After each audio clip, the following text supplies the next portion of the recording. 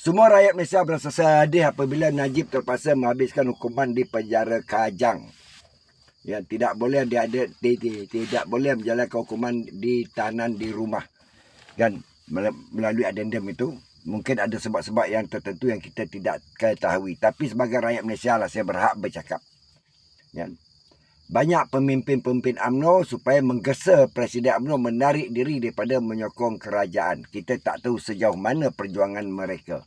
Kan kita berharap supaya Najib lebih selamat. Tapi bagi saya lah, Datuk Seri habiskanlah penjara itu. Seandainya, ini seandainya kalau Datuk Seri Najib dapat pengampunan penuh sebelum PRU 16, kita berdoa aja. Kita berdoa supaya Datuk Seri Najib dapat pengampunan penuh sebelum PRU 16. Maka putaran politik di Malaysia akan bertukar kepada 360 darjah daripada keadaan yang ada sekarang ini. Itu pendapat saya. Saya tak tahulah pendapat yang lain. Tapi bagi saya lah, Najib jasa dia amat besar di kalangan rakyat negara ini.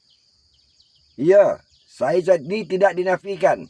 Baik kaum Melayu, kaum Tionghoa, kaum India, mereka mengatakan Najib jasa dia amat-amat besar. Dan mereka menyatakan kesilapan menjatuhkan Najib. Itu yang saya tanya kepada mereka. Bagaimana pendapat anda? Tapi bagi saya, Najib seorang insan yang memperjuangkan hak rakyat. Cuma sedikit kesilapan oleh orang keliling beliau. Ini orang keliling ni pun terjadi masalah ini kan. Semuanya mengambil kesempatan.